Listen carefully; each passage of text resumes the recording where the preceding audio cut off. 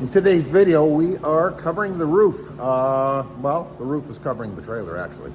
So we're going to put that on and hopefully you find it interesting. Got the some primer on the frame. It's looking pretty decent. A lot better than it did before, that's for sure. And, well, there's Rosie. But there is the roof. She's making sure it's all okay. And we got the forks out about half an hour ago, letting the sun get at them so the ice will all melt off. And I'm only one human being. I need some help doing this, so we'll get at this when we've got some help. Roof is on. As you can see, it's a little wider than the trailer. On this side, what I tried to do was get this overlap exactly 3/8 of an inch, but the trailer's not that straight. So as you can see, I'm having to cut a strip. And we've got the straps going right over top to keep it nice and snug. And I'm not going to climb the ladder and operate the camera, so back in a sec. There's the straps going over the top, holding it down. And then, yeah, I was talking about how I had to make it the right width, so similar rig to what I used on the, here I'll assemble this thing. Similar rig to what I used on the, sorry, this is kind of hard in one hand. Apparently if I'm going to be a big-time YouTuber, I need better equipment, but I'm more concerned about doing trailers than I'm about being a big-time YouTuber. So yeah, that's how I mark my line. And trim it and bend it over. And then because we've got this curve in here, I've got a few relief cuts just so you don't get it puckering. And then staple it here and there, and then the molding will go over top here and she'll be sealed up beautiful.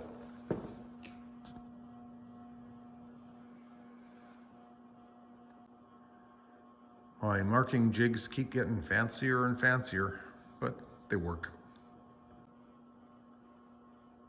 So I've got this side of the trailer trimmed. There's the coil I took off.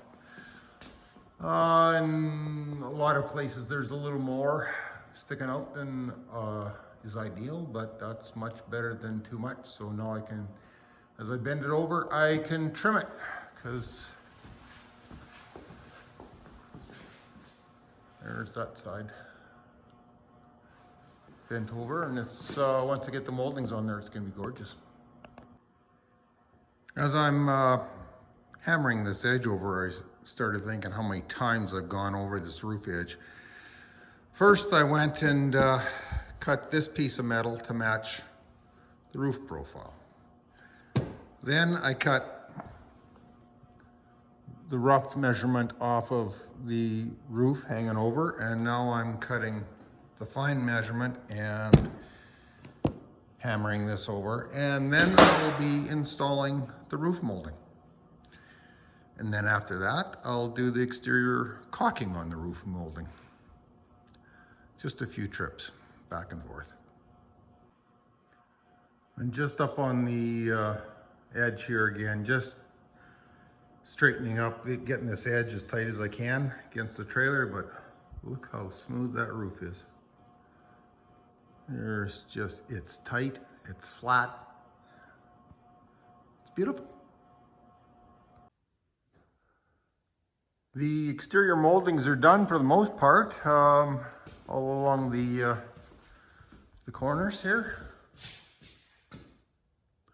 I've just got some finishing up to do, just tightening any little gaps there might be, and of course there's going to be caulking. One thing I was thinking about on this trailer, as opposed to trailers that are newer, probably started changing in the late 60s, early 70s, where right here, the roof comes down to here. On a newer trailer, the roof stops up on the top, and then they've got more of this metal. Like there'd be another sheet here that'd come around the top. And then they've got what we call a termination bar, but basically a molding going across. So you got a great big seam right on top of your roof. And when I was at the dealership and taking trade-ins and inspecting them, guess where all the leaks were? All up there, same place at the back. So being this is a one-piece roof from here all the way to about there, a lot less chance for leaks, especially on that most opportune spot. So sometimes the older design is the better design. Rear windows ready to go in. Butyl tape. Shiny new gasket. So here we go on that one. Hole for the roof fridge vent.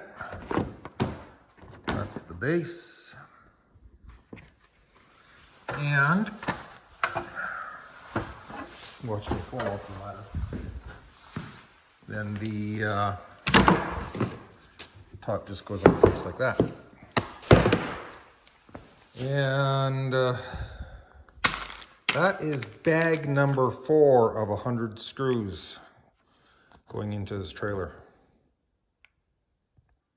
The base is installed. I will install the cover once I've got all the roof caulking put over top of the screws. I don't have to guess where the hole's going to go in the roof for the plumbing stack. I just got my pilot hole, and I'll go from the other side where I can. It's easier to drill and drill down now that I got the center marked. Both plumbing stacks are in. There's the roof vent over there. Yeah, the fridge roof vent. And then the people roof vent. And the people roof vent on the inside. Of course, I've got to do some tidying up here, but oh,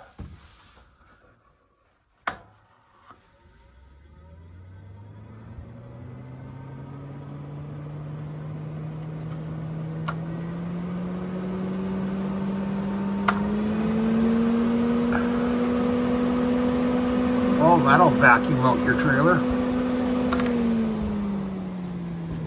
And it's reversible. So that is a nice roof vent. That is a fantastic fan, is the brand name of it. I'm now doing the caulking on the roof. So for the roof, I'm using lap sealant. It's a self-leveling product. So you put it on and then it just kind of spreads out. So helps fill the gaps. This particular brand name is Dicor. There's a couple others on the market, but there's the edge. I'm also hitting each screw.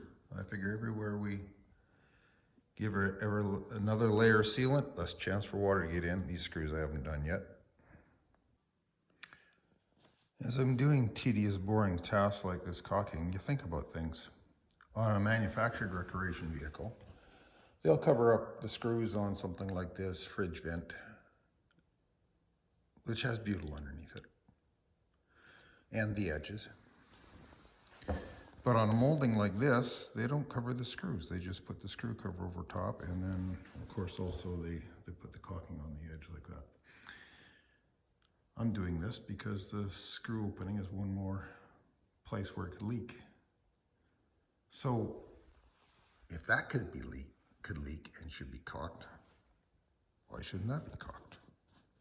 I don't know. Maybe I'm overdoing it. Maybe the factory's taking a shortcut. Who knows? But more caulking is better. That's all I know. Siding's on, roof's on, moldings are on, windows are in place. All the outside fittings.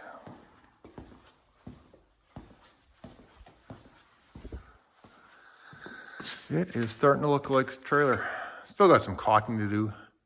Haven't done the taillights because trying to figure out what to do with those. They need a little work, so deciding which route I'm gonna take. Trail looks a little funny. I've got this on a wide angle because I can't get back far enough to show you the whole thing.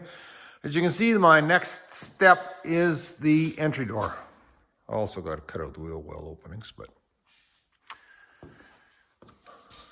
yeah, it is looking nice. I am getting pretty happy about it.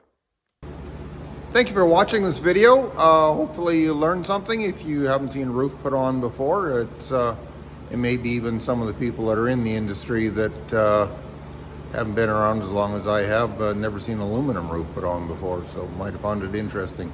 And if you've not seen it before, hopefully you learned a thing or two. So thanks for watching, and we'll see you in the next video.